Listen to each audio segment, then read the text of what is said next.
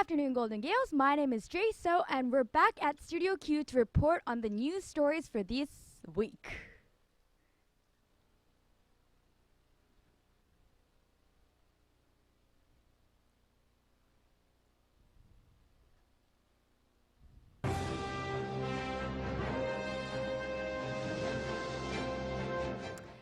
You may have noticed renovations being currently done to the JDOG, but did you know that the Physical Education Center, also known as the PEC, is planning to be revitalized beginning in 2017? Queens has recently made a progress in its plan to revitalize the building as a center for health, wellness, and innovation. The demolition will commence in early 2017, and the Faculty of Engineering and Applied Science will be a major occupant of the revitalized building. It will include a number of leading-edge teaching and design studios that will support between 75 to 150 students, and that laboratory spaces for research in bioengineering and environmental and biomedical research. This new layout will provide opportunities to integrate physical and mental health, connecting them with the student experience. Next in the news is the Social Innovation Bootcamp that will run next Friday, March 12th, right here on campus. Goods Hall is hosting the Social Innovation Skill Building Bootcamp with their partners from Sojo. Sojo is a leader in youth-driven social entrepreneurship training where they find, prepare, and connect young social entrepreneurs with the resources, training, and support they need to turn their ideas into actions. It's actually designed to provide participants with a high-quality and engaging educational experience for the knowledge and skills development for our future leaders. Although registration for this event is already closed, Queens is excited to host such an exciting event for the leaders of tomorrow. In other news, you may have seen the advertisements around campus for the Ghetto, a retail art installation that's located in the Queens Center at the Fireplace Lounge, right by Kogro. This retail art experience seeks to take the commercialized aspects surrounding the use of the term ghetto and turn them into a social, political, and economic commentary. This installation is brought to you by the AMS and the Art Street at University of Dayton. Next in the news, you may have seen a viral video about a flexible phone surfacing from your very own Queen's University labs. Well, the Queen's University Human Media Lab has actually developed the world's first full-color, high-resolution, wireless, flexible smartphone called the Reflex. It combines multi-touch technology with bend input to allow users to experience physical tactile feedback when interacting with apps through bend gestures. Although it's currently only a prototype, it isn't available for purchase just yet, but it is projected to be in the hands of consumers within 5 years. Now, as mentioned in the last week's show, the Kingston Canadian Film Festival executed another successful event this past weekend and wrapped up last Sunday. Fellow Queen student John Abrams took home the Student Steam Whistle Pilsner Homebrew Award for the Ballad of Jack the Tenor film. We'd like to congratulate all students who participated in such an excellent event. It was also brought to our attention that the Prime Minister himself, Justin Trudeau, congratulated the volunteers and participants of the event through a personalized letter. How cool is that? And right now, we're actually going to take a quick break, but after the break, our very own Lauren will be sitting down with Michael, the co-chair of QHacks, Queen's very own first hackathon.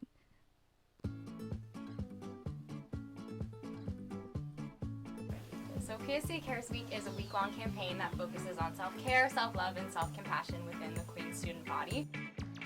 What we hope to achieve throughout all of our events that are going out throughout the week and in the evenings during Cares Week is we really hope that during week 8 things are kind of stressful, people are really busy, and we really hope that people can take the time out just to take a little bit of time for themselves, like practice some mindfulness activities or just participate in something that makes them happy and doesn't make them more stressed out throughout week 8. So that's what we're aiming for. Thanks, Jay. I'm Lauren, and I'm here with Michael, one of the co-chairs of QHacks.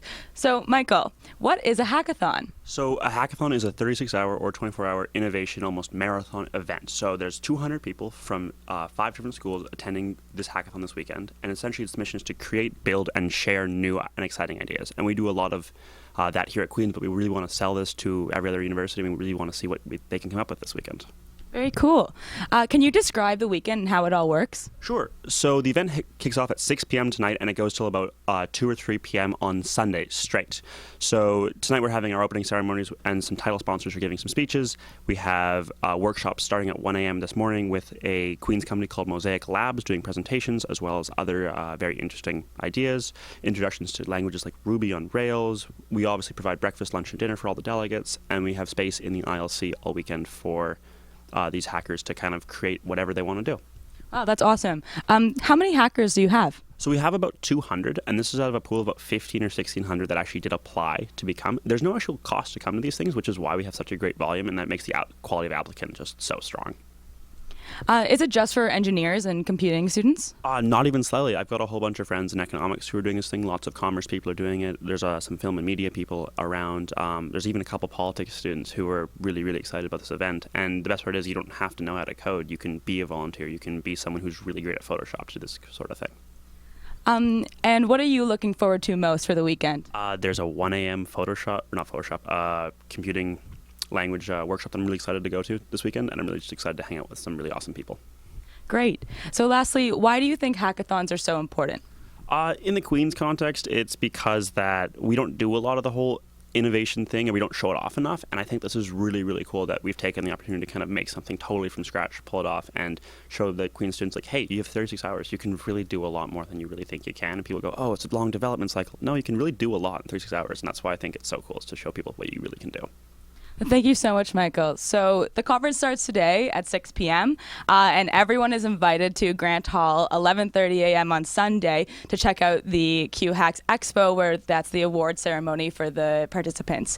So now I'm going to hand it off to Talissa with our pop culture segment. Off to you, Talissa.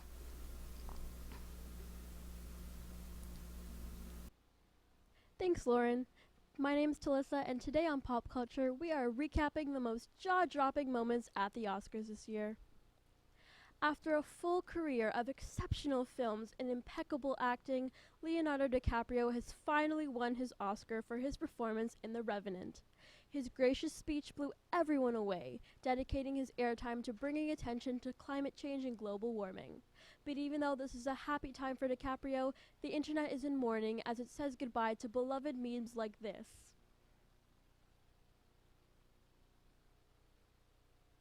But no worries, because now we have memes like this. Almost a month after actress Stacey Dash publicly stated that Black History Month should not be a thing, she got on stage at the Oscars and wished everyone a happy Black History Month, which irritated the audience to say the least. No one laughed, and it got super awkward. How awkward, you ask? Just look at Chrissy Teigen's reaction. Twitter was not impressed either. Take a look at this tweet. Vice President Joe Biden received a standing ovation for his remarks on the issue of sexual assault upon introducing Lady Gaga to the stage. Hands clasped with assault survivors, Gaga then gave a breathtaking performance of Till It Happens to You, making pretty much everyone in the entire world an emotional wreck. Thanks for watching Pop Culture, and enjoy this stunning clip of Mother Monster herself. You won't know how I feel, how I feel,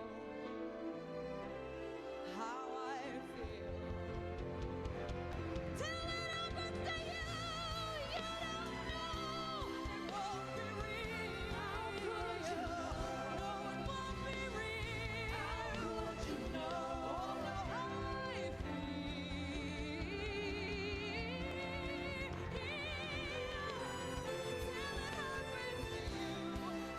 be real. How could you know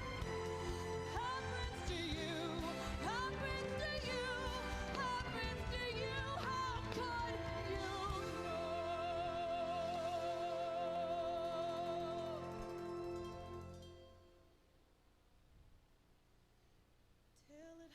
happens to you, you won't know how I feel.